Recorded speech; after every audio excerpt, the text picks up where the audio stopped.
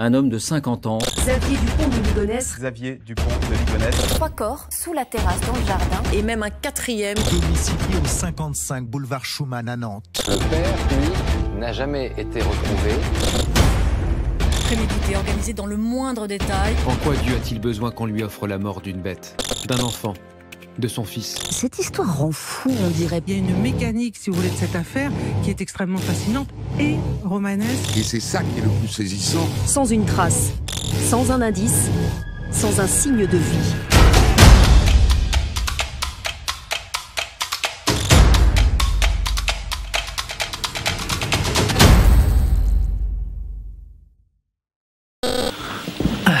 Ah, oh dis donc, mais on est bien hein. Fauteuil. Ouais, on est bien. Hein. Ouais.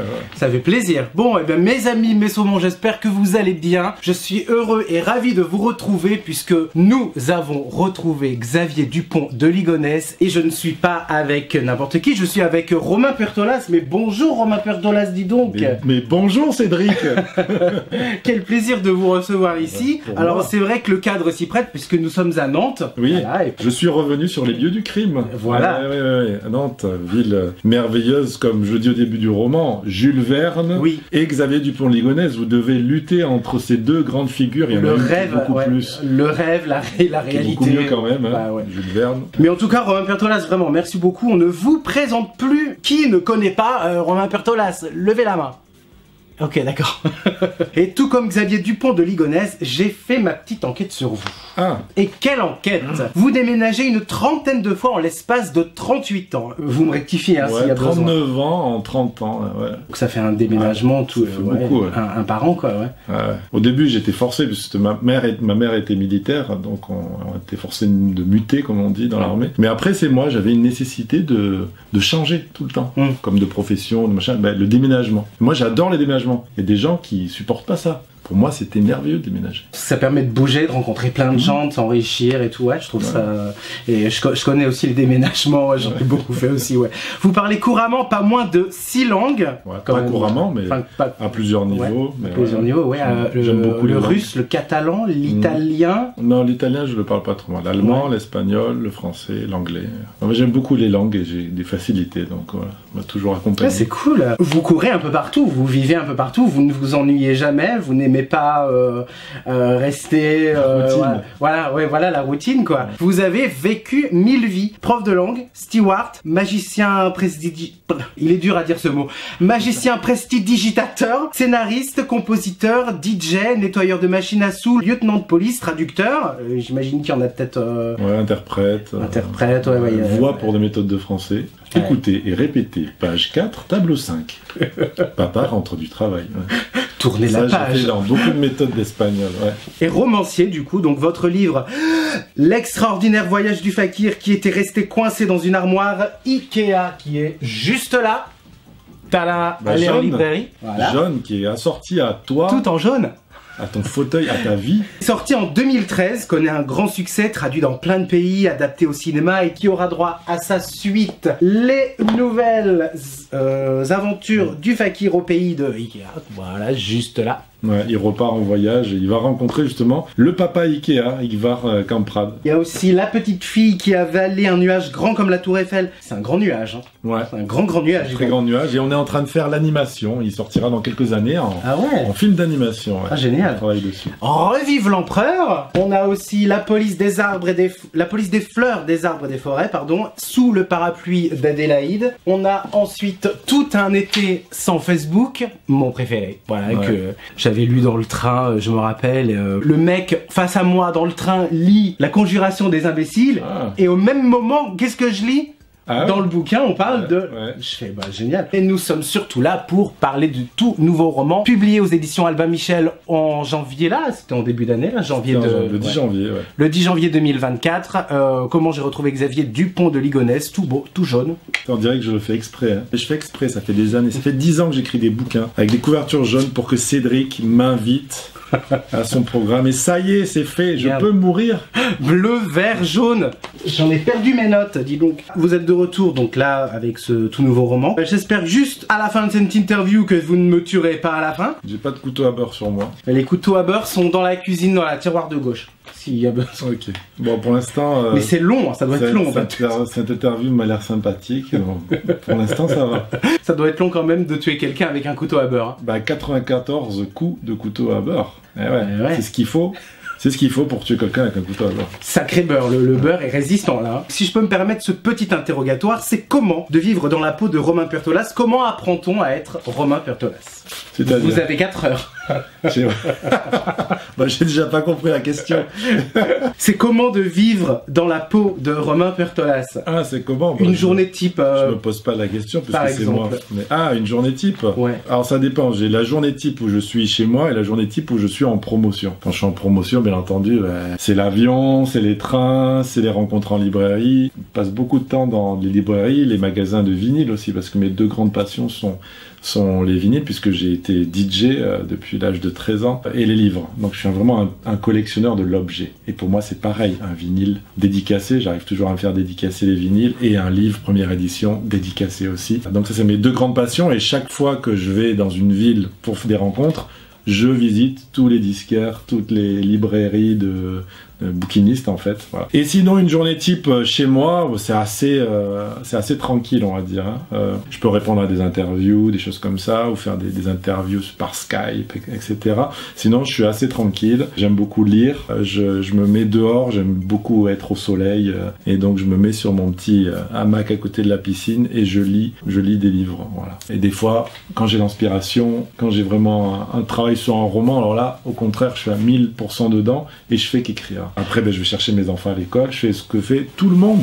Tout le monde. Je prépare à manger pour ma femme et mes enfants, faire une machine à laver, tout ce que fait un homme à la maison. Je savais pas que les écrivains faisaient des machines à laver. Un écrivain est un homme à la maison, donc il faut faire ce que la maison nous demande. Quoi.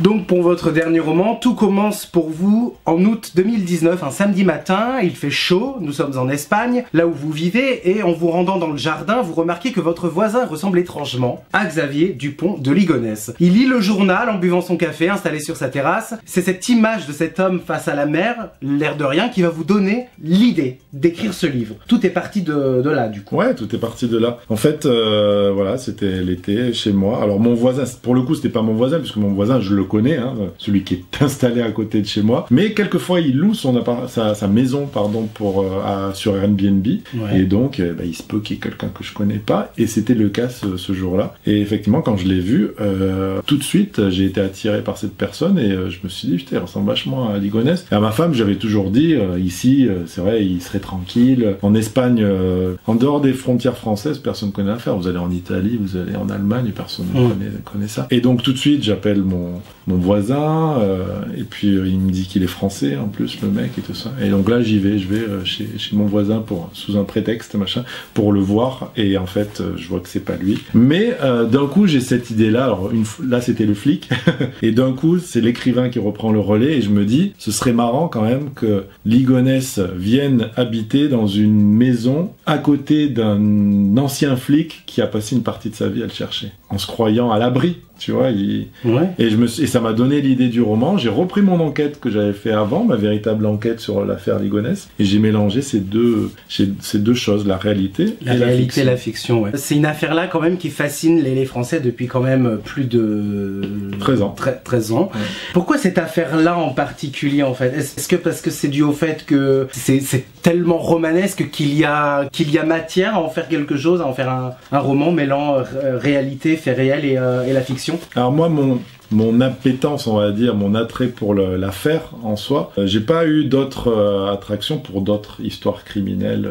Mais parce qu'en fait, je me suis trouvé des points communs avec Xavier Dupont de Ligonnès, en fait. C'est ça qui m'a beaucoup interpellé. C'est-à-dire que plus j'ai lu sur lui, les témoignages des amis, de la famille, tout ça, machin, et plus je me suis dit, il y a quelque chose de moi là-dedans. C'est quelqu'un qui était vachement solitaire, en fait. Même s'il avait une grande famille, c'était quelqu'un de très solitaire qui partait du lundi au jeudi sur les routes. Il était commercial. Moi, c'est ce que je suis. Je suis quelqu'un de très solitaire. En fait, je suis quelqu'un de tout seul à l'intérieur. Je suis sociable, ça m'empêche pas d'avoir des amis et tout ça. Mais depuis enfant, je suis persuadé d'une seule chose, c'est que je suis seul, en fait. Et en fait, lui, il a ce truc-là. Il est aussi très séducteur. Il est toujours dans la séduction. Et moi aussi, c'est un truc que j'ai, voilà, qui est que tu veux toujours que les gens te regardent d'une bonne manière. Je sais pas si ça vient de l'enfance. Faudrait qu'il y ait un psy qui nous analyse.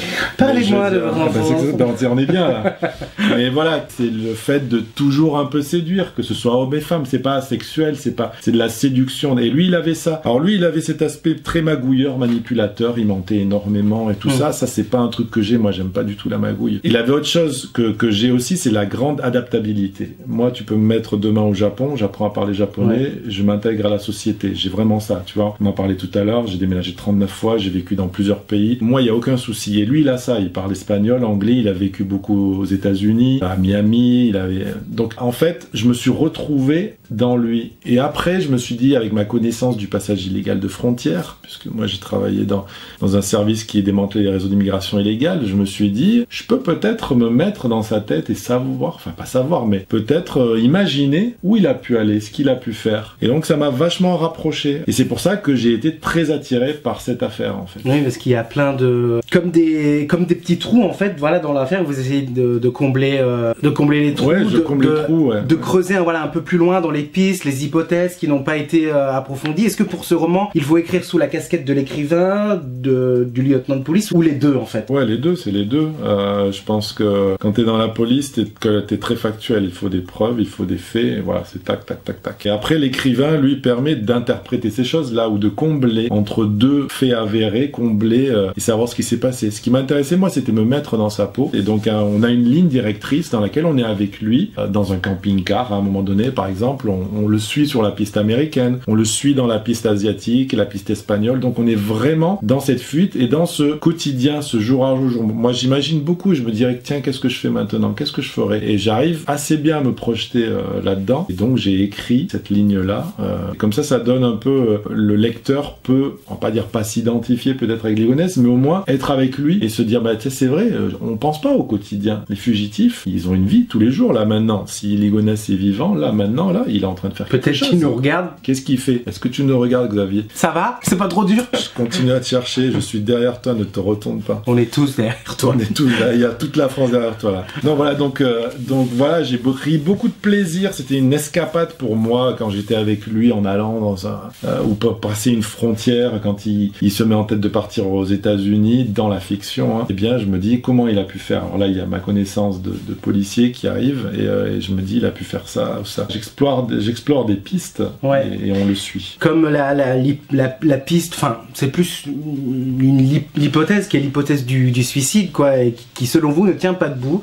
Un homme qui tue, mais qui pense à tout, comme cacher les corps, aménager la terrasse, jusqu'à condamner la boîte aux lettres, brouiller les pistes avec cette lettre, la coucou, méga surprise, nous sommes aux États-Unis, pour grappiller du temps, pour gagner du temps, ne peut pas se suicider. Mais c'est pas cohérent. Mais c'est pas forcément pour grappiller du temps. Grappiller du temps, ça veut dire que t'es en train de faire quelque chose qui va se savoir et tu grappilles du temps pour partir avant. Non, lui, je pense qu'il ne pensait pas qu'on allait découvrir les corps. Il prend tout son temps. Il reste quand même une semaine à Nantes, ici, dans la maison, avec les cadavres de sa famille. Oui. Il se fait passer pour eux sur leur téléphone. On sait, il creuse des trous, il les met dedans. Il prépare tout un tas de choses pendant cette semaine-là. Bon, tout ça, bien évidemment, indique qu'il va pas se suicider après. Quelqu'un qui se suicide n'enterre pas des corps. Point. Je peux t'apporter 10 000 preuves de ça. On va juste rester sur ça. Quelqu'un qui va se suicider n'enterre pas les corps de la famille qui vient de tuer. Point barre. On va pas plus loin. Il ne s'en va pas après tout aussi le reste, loin de la maison. Ouais. Pour vous, enfin pour aussi pas mal de Français, j'imagine, il est toujours en vie. Mais comment fait-il pour survivre et pour ne pas se faire repérer,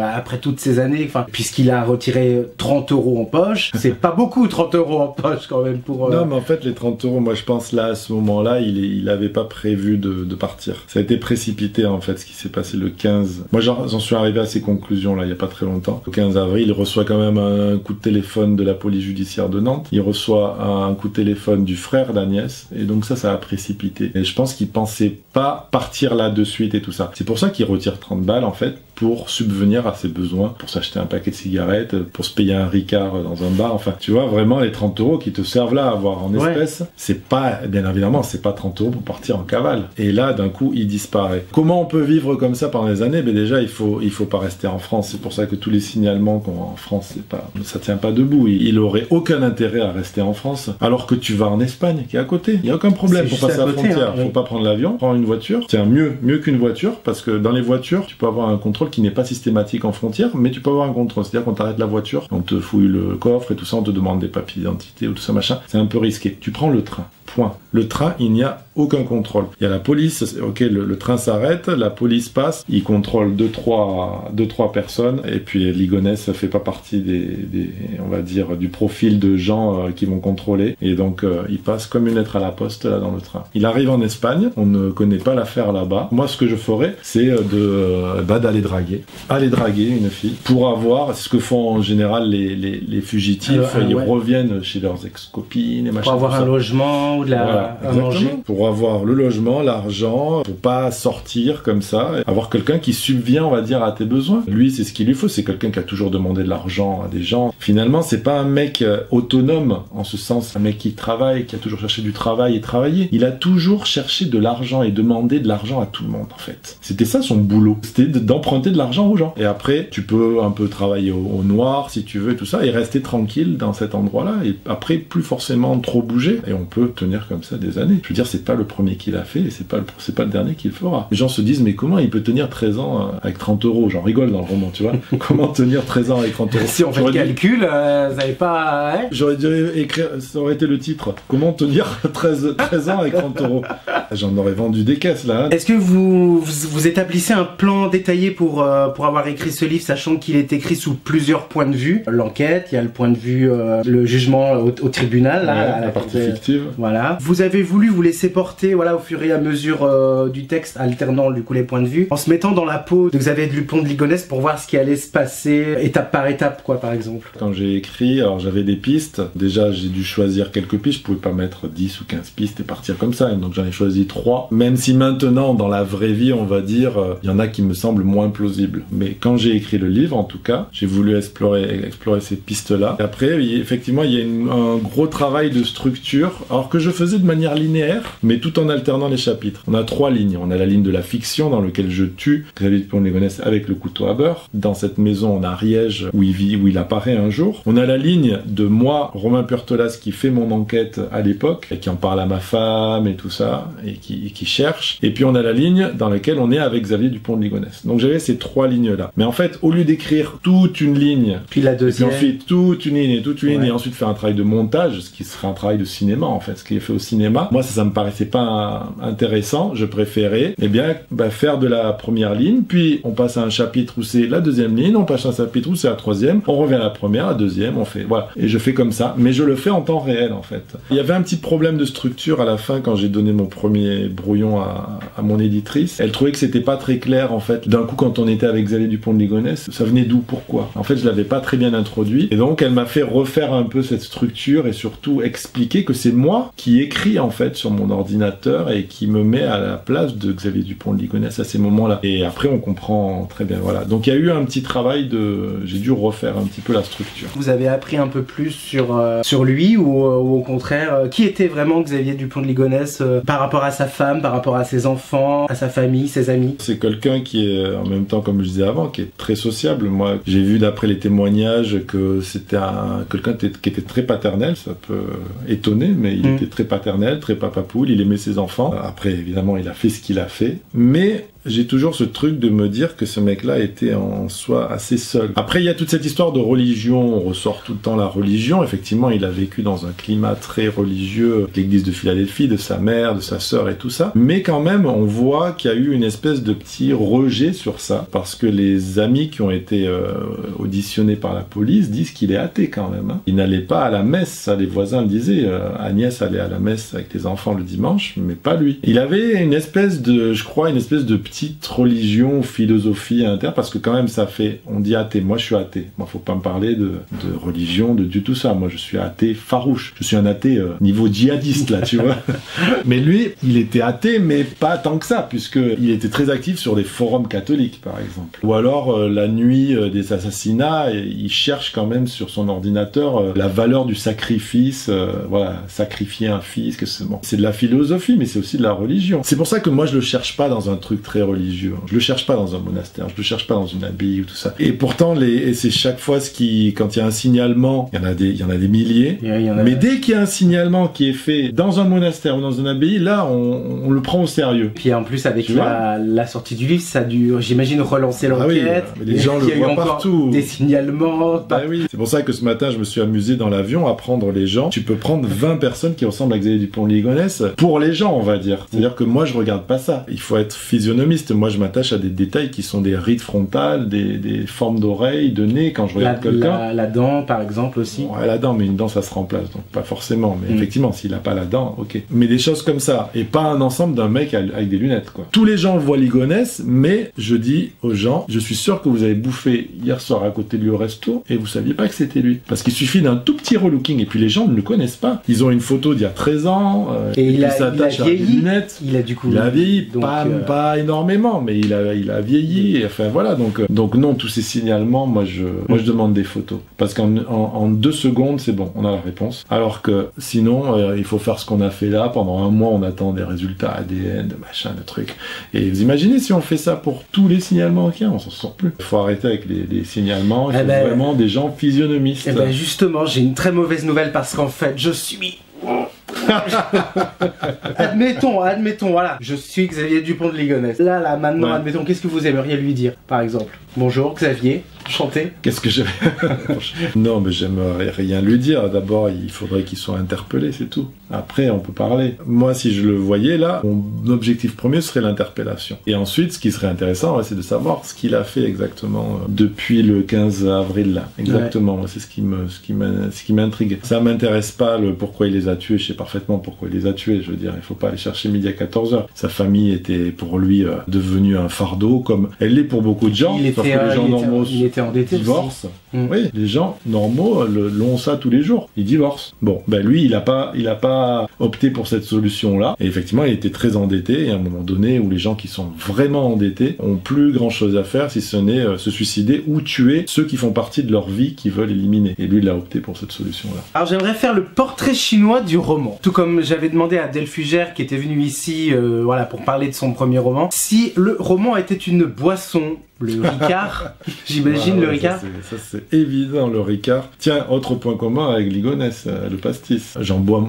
vachement moins que lui. Lui apparemment a une résistance à l'alcool assez extraordinaire. Mais moi c'est mon petit plaisir, le Ricard. Donc voilà, oui, ça c'est sûr, c'est notre boisson en commun. Ouais. Si le roman était une chanson. C'était une chanson. J'ai beaucoup creusé et j'ai eu du mal à trouver quand même. Hein. Mais à mon avis, une chanson peut-être pas. Je te survivrai. Pas de ton époque, ça. Ouais, ça dépend quelle app tu me donnes. Je te survivrai. Oui, mais je connais bien sûr.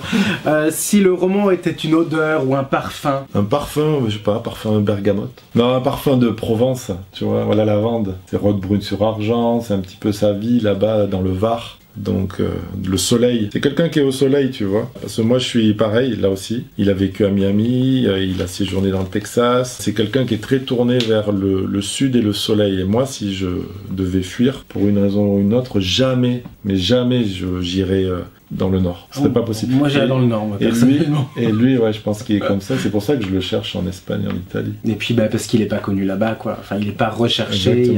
Et enfin, si le roman était un film... Eh ben, ce serait Comment j'ai retrouvé Xavier Dupont de Ligonnès, qui sortira dans toutes les salles dans quelques années, puisqu'on a commencé à travailler sur le scénario. Les droits ont été achetés par un producteur, et donc on va faire le film. Donc voilà. Ah bah super. On peut pas mieux rêver que ce film de ce livre-là. Bah ouais. Donc, bon, et bah Voilà, bon, j'ai d'autres questions, mais qui ont moins rapport avec Xavier Dupont de Ligonnès quand même. Comme nous sommes ici sur une chaîne 100% littéraire, est-ce qu'il y a des romans que vous pouvez conseiller à ceux qui nous regardent? Je sais que Robert Merle et Victor Hugo occupent une place importante dans votre vie de lecteur et que vous lisez énormément. Qu'est-ce qu'il y a dans la bibliothèque de Romain Puertolas? Ouf, il y a des tas de choses. Alors, pour rebondir sur ce que tu as dit, alors Victor Hugo, attention, seulement Les Misérables. J'ai lu des Victor Hugo, j'ai toujours abandonné, j'ai trouvé ça insupportable. Et un jour, je suis tombé sur Les Misérables, et là, j'avais même l'impression que c'était pas lui qui avait écrit, ou pas lui qui avait écrit les livres que j'avais lus avant. Tu vois, tellement j'ai vu un contraste. Et pour moi, Les Misérables, c'est le livre où il y a tout dedans, en fait. C'est un livre d'amour, c'est un thriller, c'est un roman policier, c'est un livre très littéraire, il y a tous les styles dedans, c'est assez incroyable. Et c'est un livre qui m'accompagne tout le temps. Je l'ai pas encore fini, parce que je le lis que de temps en temps, et j'avance un peu, et après je lis d'autres choses. Et donc c'est un livre qui va m'accompagner toute ma vie, en fait. Voilà. Après Jules Verne, évidemment, j'ai commencé par lui dans mon enfance. Voilà, j'ai beaucoup aimé Jules Verne pour le voyage qu'il a porté, et cette dimension de la lecture qui fait tu peux être dans un jour de grisaille, dans un tout petit appartement et tout ça, et tu ouvres un livre, tu lis Jules Verne et t'es plus là, t'es dans un train qui part. C'est la magie de la littérature en aussi. Sibérie. Et c'est comme ça que j'ai découvert, c'est grâce à Jules Verne que j'ai découvert ce pouvoir-là. Robert Merle, c'est surtout Maleville. Maleville, ouais. Ouais, c'est Maleville. Tu l'as? Ouais, je l'ai. Et donc c'est un livre post-apocalyptique. Moi j'aime beaucoup, que ce soit même dans les séries ou dans les livres, c'est pour revenir un petit peu à ma solitude. Moi par exemple, pendant le temps du Covid et tout ça, j'étais un homme heureux. Pareil.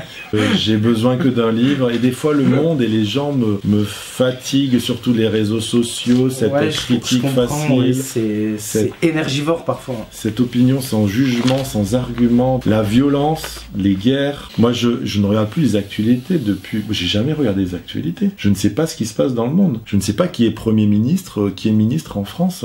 Je me fous de tout ça.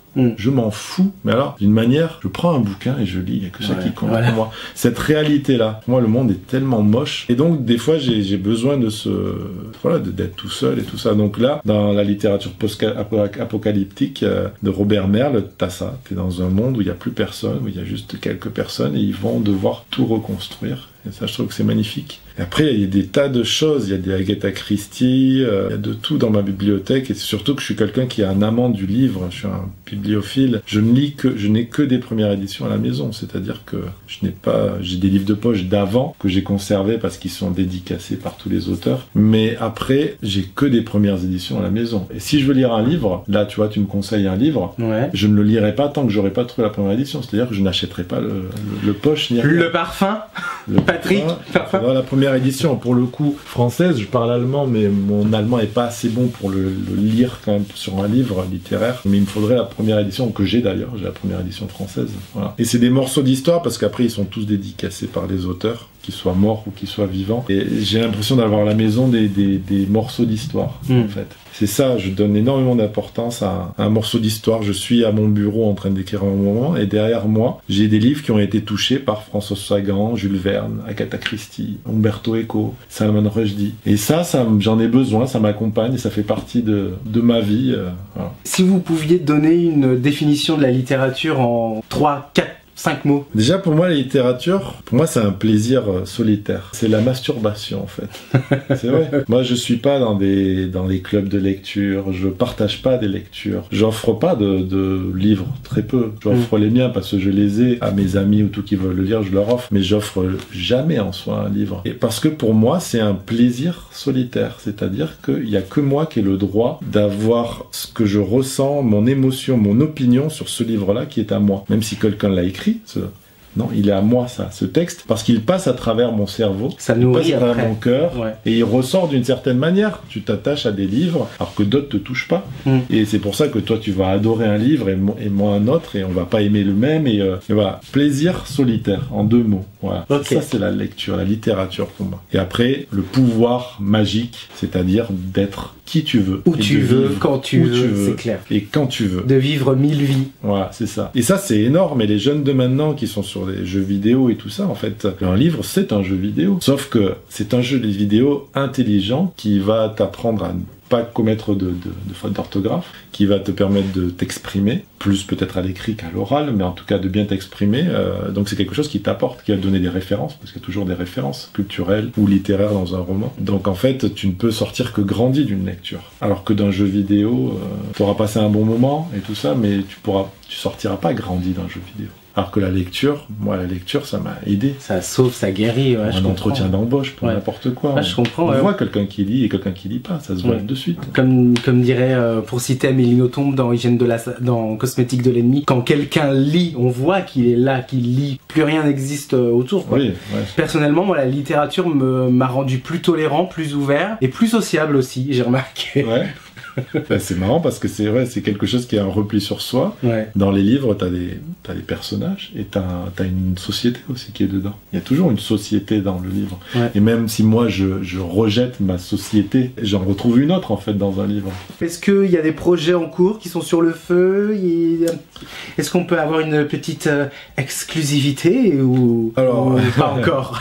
Si, bon alors il y a je l'ai dit, le film d'animation de la petite fille. Ouais. Il y a le film de Comment j'ai retrouvé Xavier Dupont de Ligonnès. Et puis là en ce moment, j'ai un peu de mal à écrire parce qu'il a beaucoup de succès le livre. Et puis parce qu'il est tout frais encore, hein. Il vient juste de sortir. Ouais. Non mais en général, tu sais, quand je sors un bouquin, je suis déjà en train d'en écrire 2 autres. Ouais. Et puis. Mais là je me suis arrêté parce que je me demande ce que je peux écrire après ça. J'ai d'autres choses qui sont déjà écrites, mais j'ai l'impression que ça peut pas passer après celui-là. Je cherche un livre à sa hauteur. Alors je suis en train d'écrire une espèce de suite puisqu'il m'arrive beaucoup de choses depuis la sortie du livre dans ma vraie vie. Et j'ai repris l'enquête, la vraie enquête, mais il se passe des trucs assez marrants, et donc je les consigne en ce moment dans un journal de bord. Mais je sais pas si ça donnera une suite ou pas, mais en tout cas je le fais en même temps pour pas l'oublier parce qu'il m'arrive plein de trucs, donc on verra. Je pense qu'on a fait à peu près le tour. Je vais quand même conclure. Comment j'ai retrouvé Xavier Dupont de Ligonnès, ou un roman mêlant fiction et réalité, de Nantes, la ville de Jules Verne, jusqu'au pays de Don Quichotte en Espagne. Un roman que l'on ne lâche pas, un tissé d'humour mais aussi très bien ficelé, où jusqu'à la dernière page, il faudra apprendre à se réinventer pour tout recommencer. Eh ben merci Romain. Merci à toi. C'était super chouette d'avoir partagé